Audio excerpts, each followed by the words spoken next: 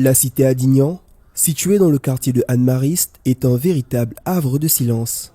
Au cœur de ce lotissement, un établissement dénommé Éducotisme se distingue à bien des égards. Sur ses murs, une fresque du célèbre film d'animation Le Roi Lion renseigne sur la présence d'enfants en son sein. Mais à l'intérieur, le calme apparent de la cité laisse place à une toute autre ambiance. Dans une salle, une dizaine d'enfants âgés de 3 à 5 ans s'activent sous l'œil attentif de 3 encadrants. Créé en 2021, le Centre Ressources Autisme de Dakar vient en complément dans la prise en charge des enfants victimes de troubles neurodéveloppementaux et plus particulièrement de l'autisme. Dans la capitale sénégalaise, bien que plusieurs établissements œuvrent pour le soutien aux enfants souffrant de troubles intellectuels et de développement, Éducotisme se distingue comme le seul centre entièrement dédié à l'autisme. L'autisme est un trouble neurodéveloppemental. Il est différent des autres troubles.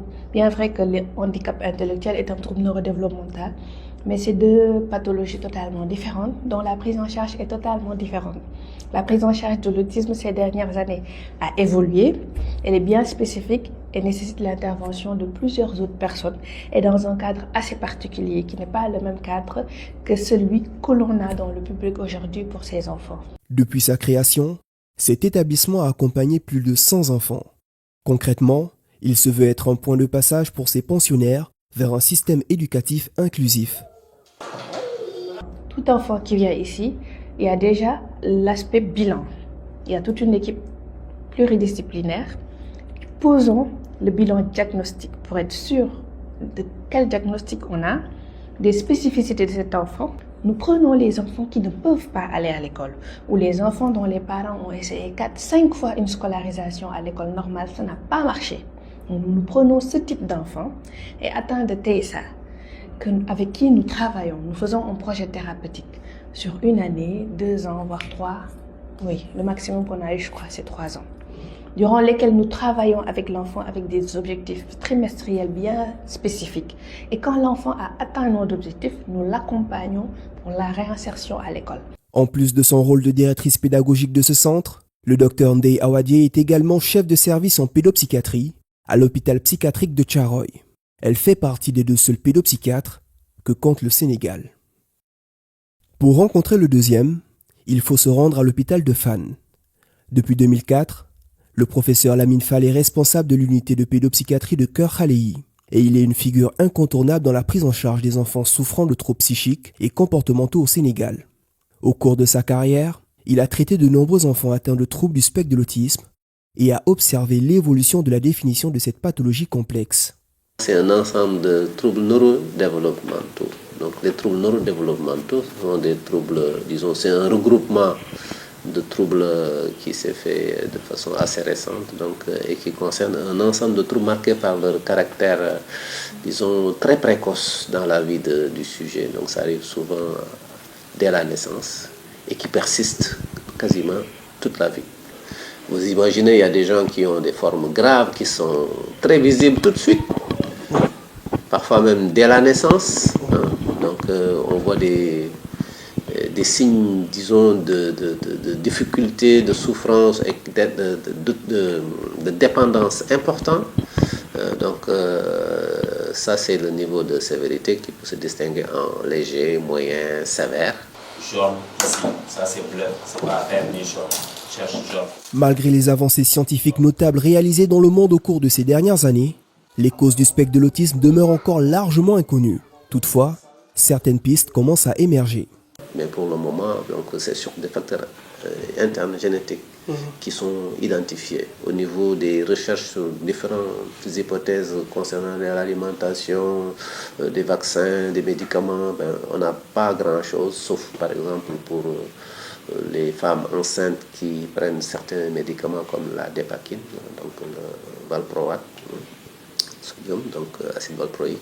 Donc pour cette molécule-là, effectivement, il est admis aujourd'hui qu'il faut bannir cela chez les enfants, chez les femmes enceintes, parce que leur enfant a un gros risque de présenter un autisme. D'après le Dr Ndeye Awadie, qui cite une étude menée entre 2014 et 2016, l'autisme toucherait un enfant sur 160 au Sénégal, soit environ 0,8% des enfants âgés de 4 ans. À ce jour, Le diagnostic précoce demeure le principal levier pour garantir à l'enfant un accès rapide aux services et au soutien dont il a besoin. Une prise en charge adaptée dès les premières années peut considérablement améliorer ses perspectives d'avenir. Mais le manque d'informations sur ce trouble du développement pousse de nombreuses familles à réagir tardivement.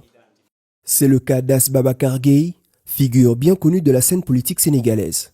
Parmi ses 4 enfants, 2 sont touchés par les troubles du spectre de l'autisme. Donc très très jeune, on a vu qu'ils avaient déjà un problème d'expression verbale. Donc ils n'ont pas parlé très tôt. Et on n'avait même pas décelé, on pensait que c'était des retards. Et on a eu l'effort même de les amener au niveau du jardin pour des apprentissages. Mais on a vu que ça ne passait pas, ils ne parlaient pas. Et après, on les a mis aussi dans des internats coraniques, n'est-ce pas, pour les intégrer aussi. Même chose, l'apprentissage aussi n'était pas... ils étaient aussi très agités des fois, très agités. Et il y avait aussi des gestuels d'éthique qui venaient. Ils se balançaient, voilà, le corps agité. Ils avaient aussi tendance à se dévêtir, donc enlever leurs habits, de temps en temps, enlever leurs habits. Et même l'un des deux était des fois très agressif. Mais dès la naissance d'un bébé, on peut commencer à suspecter, à se dire est-ce qu'il n'y a pas un autisme. Un enfant qui à la naissance donne l'air d'être sourd. Donc un enfant qui semble ne pas entendre. Ou en tout cas ne pas percevoir les sons de la même façon qu'habituellement. Donc, bien ne pas voir ou regarder de la même façon que d'autres enfants. Mais c'est également leur façon de répondre par leur corps, en fait, à leur tonicité. On voit des bébés qui sont trop mous quelquefois, en fait qu'on n'arrive même pas à tenir, ils vous glissent entre les doigts. Comme on peut voir aussi d'autres bébés qui sont trop rigides, on a du mal à les tenir, on ne sait pas comment les tenir parce qu'ils sont trop tendus. Donc quand ces enfants grandissent, on peut aussi voir d'autres signes, notamment ces bébés qui sont trop sages, qui ne pleurent pas les 3 premiers mois, qui sont là, en fait, qui ont une insomnie calme. Donc on se réveille la nuit, on voit qu'ils ne sont pas endormis, mais ils ne dérangent personne. Ce sont ces bébés aussi qui ont des difficultés dans le regard, en fait, dans l'échange de regard avec leurs parents. Malgré ces signes, As Babacar Gueye peinait à mettre un mot sur ce mal. Désemparé et en quête de réponse, le couple s'est alors tourné vers des pratiques mystiques en espérant y trouver un apaisement et des solutions à leur détresse. Et on a énormément dépensé à ce niveau-là, malgré le niveau intellectuel que nous avons nous tous et autres. Mais nous nous sommes dit, écoutez, il faut le faire parce que soigner ces enfants, c'est quelque chose de très noble. Donc on a perdu beaucoup d'argent avec les marabouts. On a amené des enfants partout. On a donné beaucoup d'argent. On a même eu à donner des terrains à des marabouts qui nous disaient effectivement on va les soigner. On a plus tendance à penser aux tradipraticiens, à penser à une possession rapide. Et souvent les parents nous arrivent tard en consultation. Ou d'ailleurs j'ai fait une étude là-dessus que j'ai publiée il n'y a pas longtemps. Ou même quand ils nous arrivent, ils veulent venir. Parfois, on leur interdit de venir à l'hôpital. Certains tradipraticiens leur disent que ce n'est pas une maladie de l'hôpital. Si vous amenez l'enfant à l'hôpital, il va mourir. D'autres vous diront, je voulais venir, mais mes parents ou ma belle famille m'a empêché, m'a dit que tu veux rendre l'enfant fou. Il n'est pas fou, ce n'est pas un truc d'hôpital, il faut l'amener chez le tradipraticien. Mais après, on s'est rendu compte, par chance, toujours par l'entremise de madame, qui a eu pensé les amener au niveau de Mbao. Il s'appelle Idrissa Ba. Voilà, qui les a diagnostiqués pour nous dire, ce sont des autistes. Moi, j'étais naturaliste. Je savais que leur cerveau ne fonctionnait pas bien, mais j'avoue que je n'étais pas du tout au courant même de cette maladie-là, autisme. Pour cette famille, la prise en charge de leurs enfants atteints de troubles du spectre de l'autisme n'était pas leur seul défi. Ils devaient également affronter la stigmatisation qui pesait non seulement sur les enfants, mais aussi sur leur mère, souvent désignée à tort comme responsable de leurs conditions. Quand ils sortent, par exemple, tu es dans le salon, tu es en train de regarder ta télévision, tu entends les autres enfants dire hey, « il est sorti, le fou est là, il est sorti ». Et même ce qui est fondamentalement aussi difficile, c'est que nous sommes 2 à mettre au monde un enfant, mais c'est la dame qui subit beaucoup plus atrocement vraiment le regard de la société. En disant oui, c'est elle qui a mis au monde. Voilà, peut-être que c'est pas une bonne femme ou bien. Ce qu'on dit en Wolof, les dames Tu t'es mal habillé durant ta grossesse, c'est pour ça que tu nous as amené un enfant comme ça. D'autres, c'est le ventre de la maman qui n'est pas bon, qui ne peut pas donner de bons enfants. Donc, il y a encore ça. Et ce qui fait que les parents, souvent, ont peur de venir vers nous. Depuis le 6 mars 2016, Asbaba Kargé et son épouse vivent dans une douleur indicible. Celle de parents à la recherche de leur fils disparu depuis désormais 10 ans. Une absence insoutenable, marquée par l'espoir fragile de le revoir un jour. Celui qui est actuellement au niveau du centre a fugué 3 fois. Et malheureusement, son grand frère, qui n'a fugué qu'une seule fois, c'était le 6 mars 2016. En ce moment-là, j'étais le coordinateur national électoral du référendum, du non. Le 20 mars, on devait faire les élections là. Le 6, il est sorti. Et jusqu'à présent, il n'est pas revenu. En fait, ils ne fuient pas, ils sortent explorer le monde. Ils ne savent pas ce qu'il y a dehors. Sauf que le problème, c'est qu'ils ne savent pas partir et revenir. Certains partent et se perdent.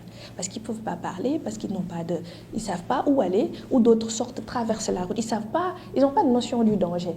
Genre, je sors dans la rue, je vois un chien, je ne vais pas vers lui, ou je vois une charrette, ou je vois une voiture qui passe et je m'arrête. Ces notions-là, ils ne les ont pas. Au Sénégal, seuls 3 centres spécialisés prennent en charge les troubles du développement chez les enfants. Le centre de pédopsychiatrie de Keur Khalili, rattaché au centre hospitalier universitaire de Fann, le service de pédopsychiatrie de Thiaroye et l'hôpital pour enfants de Diamniadio. Leur particularité, ils sont tous concentrés dans la région de Dakar, laissant le reste du pays dans un véritable désert pédopsychiatrique. Cette inégalité d'accès constitue un frein majeur au diagnostic précoce et à la prise en charge de l'autisme. Je pense que partout dans le monde, on a ces problèmes-là d'évaluation, de prise en charge. Comme je dis, c'est associé.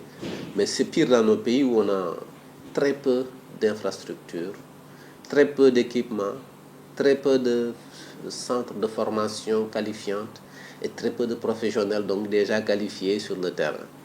Les parents attendent longtemps quelquefois pour avoir rencontré un professionnel, disons, adéquat. Et parfois, si l'attente est du trop, ils prennent n'importe quoi. Et malheureusement, quelquefois, ça fait des dégâts parce qu'ils n'ont pas les bonnes informations, ils n'ont pas la bonne évaluation, ils n'ont pas les bonnes propositions pour la prise en charge. Et quand on les voit, malheureusement, c'est après. Ce n'est plus un diagnostic précoce, mais en fait, c'est un diagnostic tardif. Face à l'insuffisance de structures spécialisées, de nombreuses initiatives privées, associatives et bénévoles émergent pour pallier ce manque. Pour son fils Ibrahima, Asbaba Kargé s'est tourné vers le centre Delossi Keur Serigne Babacar Kane. Fondé en 2020 par Ahmed Daf, cet établissement se veut un lieu de protection, de socialisation et de réinsertion pour les personnes atteintes de troubles neuropsychiatriques.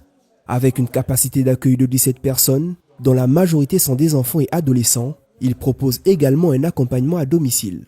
La majeure partie de ce qu'on avait, c'était pratiquement la rue, la police surtout. Personne qui s'appelle, mais depuis quelques années, on commence à avoir un office, c'est-à-dire c'est des voisins, un parent qui nous appellent pour nous décrire un cas de leurs enfants qui est plus dans la rue qu'à la maison, ou qui nous disent carrément les incapables de pouvoir gérer l'enfant et sur tous les plans. Donc dans ce cas-là aussi, nous d'habitude on fait une petite enquête pour apprécier le degré de vulnérabilité de l'enfant d'abord et de la famille, pour voir comment accompagner l'enfant. Parce que tout le temps, nous voyons l'intérêt supérieur de l'enfant et que nous passons la place de quelqu'un auprès de sa famille.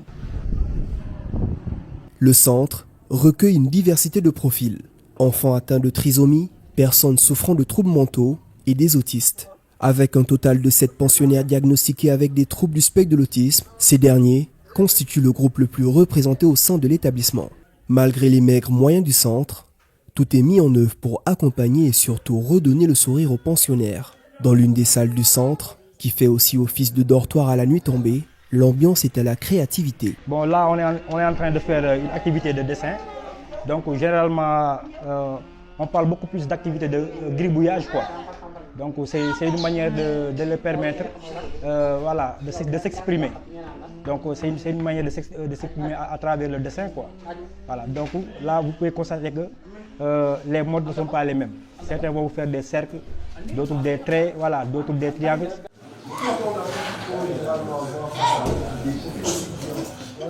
Il a l'habitude de faire du thé au niveau du centre. Donc si vous lui demandez qu'est-ce que vous êtes en train de faire, il va vous dire que voilà, je fais du thé, quoi. Donc il va vous dire warga, sucre, nana. The one. Sure.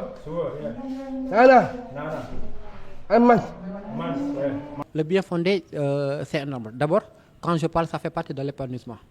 Ça fait partie, en dehors de ça, permet aussi de pouvoir voir en l'enfant quelles sont ses capacités. Et essayer de détecter ce que l'enfant aime faire et ce qu'il peut faire. Et aussi pour essayer de l'accompagner dans ce sens-là. L'autre chose aussi, comme j'ai dit, le sourire, c'est ça notre credo. Quand l'enfant n'est pas juste là, il ne fait absolument rien du tout, ou il n'est pas juste là pour divertir la galerie, même ça, c'est un plus pour l'enfant.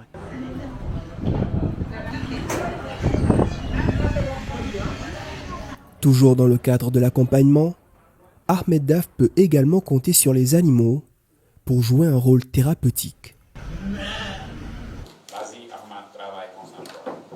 Que ce soit à Educotisme ou au centre d'El-Lossi, l'accompagnement des personnes atteintes de troubles du spectre de l'autisme requiert bien plus qu'un simple savoir-faire.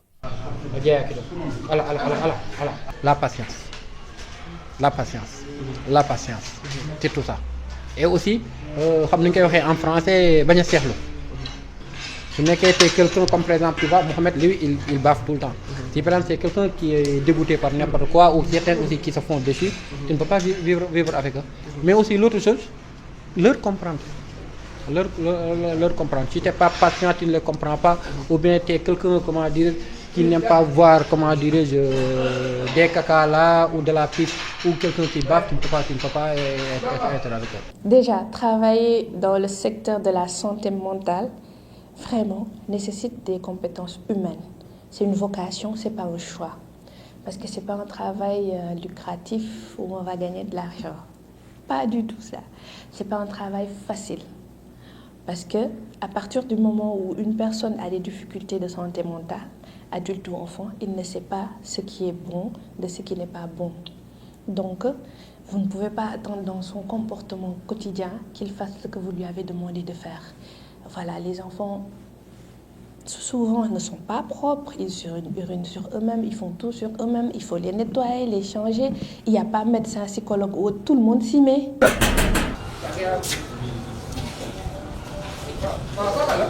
En ce jour, le centre d'El-Lossi reçoit une visite particulière. Une mère venue reprendre sa fille pour quelques jours. En dehors des pensionnaires dont les proches sont inconnus, les parents des autres résidents ont l'obligation de venir régulièrement récupérer leurs enfants.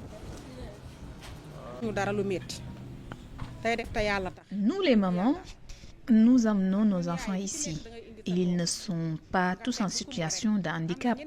Certains viennent pour d'autres raisons et Ahmed les prend en charge gratuitement. Tu peux apporter ce que tu veux, mais lui, il ne te demande rien en retour. Nous ne le remercierons jamais assez, car ce qu'il fait est loin d'être facile.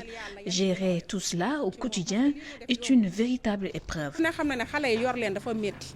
Vraiment, il faut saluer l'effort bénévole de Ahmed Daf. Ce jeune-là qui s'est engagé difficilement dans ce travail-là, avec aucun moyen. Vous avez vu son centre. Voilà.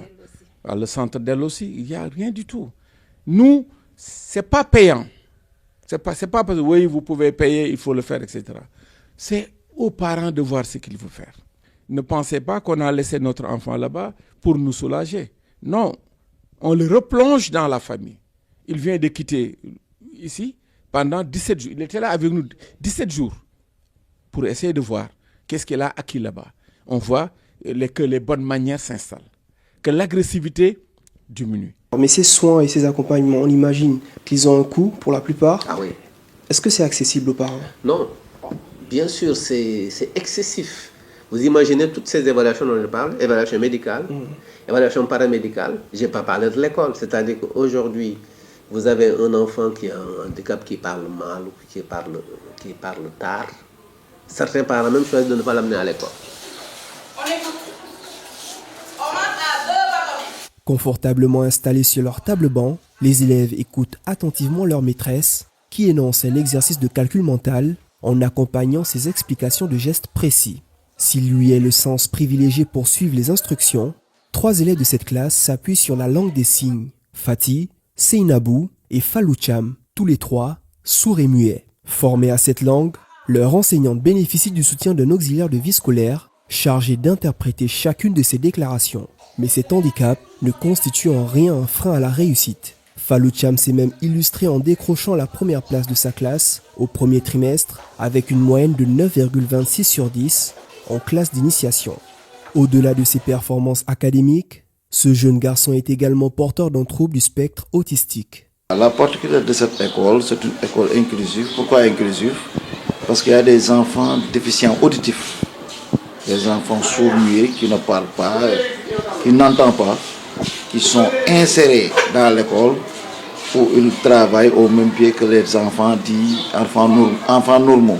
Le 26 mai 2010, l'Assemblée nationale sénégalaise a adopté une loi censée garantir l'égalité des chances des personnes handicapées, promouvoir leurs droits et les protéger contre toute forme de discrimination. L'article 15 de cette loi stipule que l'État doit garantir le droit à l'éducation, à l'enseignement, à la formation et à l'emploi pour les personnes handicapées. Il précise également que les enfants et adolescents handicapés ont droit à une éducation gratuite en milieu ordinaire, de préférence dans les établissements proches de leur domicile.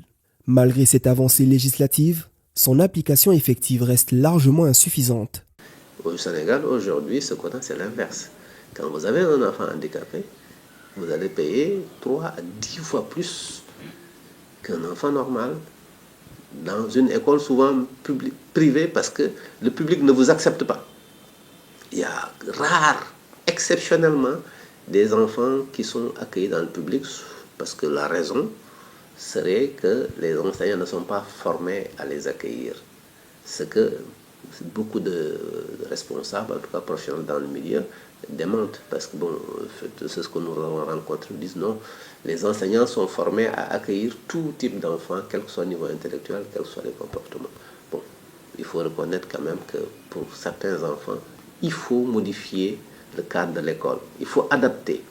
Il faut faire des aménagements au niveau matériel, au niveau pédagogique et quelquefois même humain. Notre combat, c'est vraiment la reconnaissance de cette différence et de pouvoir permettre à ces enfants différents d'étudier différemment, avec un programme différent, même s'ils sont inclus dans les écoles normales ou les écoles spécialisées, et qu'on puisse leur offrir des diplômes différents qui puissent demain leur permettre de s'insérer dans la société. C'est ce qui manque en Afrique, au Sénégal en particulier, et qu'il y a ailleurs. Fallou Thiam a bénéficié d'un projet initié par l'UNICEF Sénégal, Special Olympics Sénégal et l'inspection d'académie de Pikine Guédiawaye intitulé « L'inclusion scolaire par le sport ». Jeune athlète, il fait partie des plus de 800 enfants membres de Special Olympics, une organisation engagée en faveur de l'intégration des personnes vivant avec une déficience intellectuelle à travers le sport. Accompagné de son père, il se rend chaque dimanche au stade Alassane Djigo pour prendre part aux séances d'entraînement hebdomadaires.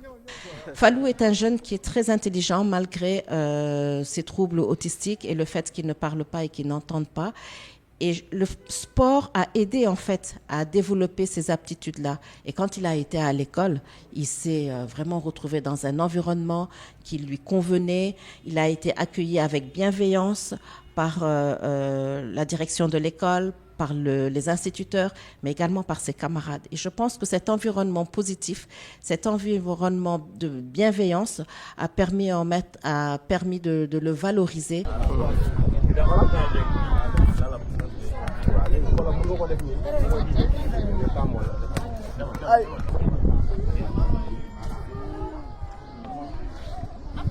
Alors, vous savez, le sport a la particularité de faire changer déjà le regard. La personne change elle-même son regard sur elle-même. Et ce que je dirais aussi, c'est que nos coachs bénévoles, nos volontaires sont formés sur la déficience intellectuelle, sur l'approche qu'ils doivent avoir envers les jeunes qui ont un handicap intellectuel. Donc, ils sont en mesure d'accueillir l'enfant, de le mettre en confiance et de lui faire pratiquer des activités sportives ou d'autres types d'activités comme des activités manuelles. Âgé de 10 ans, cet enfant accuse un retard dans son parcours scolaire, conséquence du refus de certains établissements de l'accueillir en raison de ses handicaps. Toutefois, il peut compter sur le soutien indéfectible de sa famille et la bienveillance de son voisinage. Oui, vraiment, commencement bi affaire bi bett na ma quoi bett na mais aussi kontaan naa ci trop xam koo xam ne mënul wax xam nga yëpp ay gestes lay def xam nga yàlla dogal mu dugg ci benn école maître yi jàppale ko xam nga ba mu jël première loolu dama ci am nag mbégte quoi da nga sant mbégte bu baax quoi parce que vraiment bett na ma quoi aussi mais intelligent na quoi macha allah. mosuñu ko dugal si école normale quoi parce que gars yi daaw ñu ko nangoo jël quoi. oui parce que des fois dañ lay wax école mais amoo moyen yoo xam ne pour mën ko fi yóbbu quoi mais amoon na tamit sama benn jarbaat Mati Thiam bu doon volontaire di ko jàngal ay quelques affaires quoi. non fii ni mu nekk ci koñ bi adapté wu nañu ci situation bi mu nekk puisque koñ bi dañ fi yàgg dëkk ak famille yeeg yooyu donc amul boot di xale bi ci nii la mel wala nële bu fekkee ni 52 ba yaa ngi fi nekk fekk seeni waajur yeeg yooyu ñun ngeen nekk toujours famille day nekk benn. Ce qui tient un enfant, en fait, une famille au Sénégal, c'est pas la profession des parents. En fait, non, c'est vraiment l'organisation sociale autour de cette famille. C'est-à-dire il y a des familles où il n'y a personne qui travaille, mais ils s'en sortent mieux que des familles où tout le monde a un salaire. Parce qu'effectivement, il y a des réalités sociales qui font que voilà, les gens gèrent mieux dans certaines situations, ils ont des appuis très diversifiés, alors que d'autres, ils sont là, ils font le malin, mais ils croupissent dans la misère, mais ils n'osent pas le montrer. Au Sénégal, la pédopsychiatrie progresse avec la mise en place il y a 3 ans d'une formation spécialisée. 10 étudiants s'y consacrent actuellement, dont 5 en dernière année et 3 en stage en France. Parallèlement, la reconnaissance et le recrutement des professions associées telles que les orthophonistes, les psychomotriciens et les psychologues cliniciens deviennent une priorité pour améliorer la prise en charge des troubles du spectre de l'autisme. Par ailleurs, l'espoir réside dans la création d'un centre national dédié à l'autisme, porté par les acteurs du secteur et les autorités. Très bien.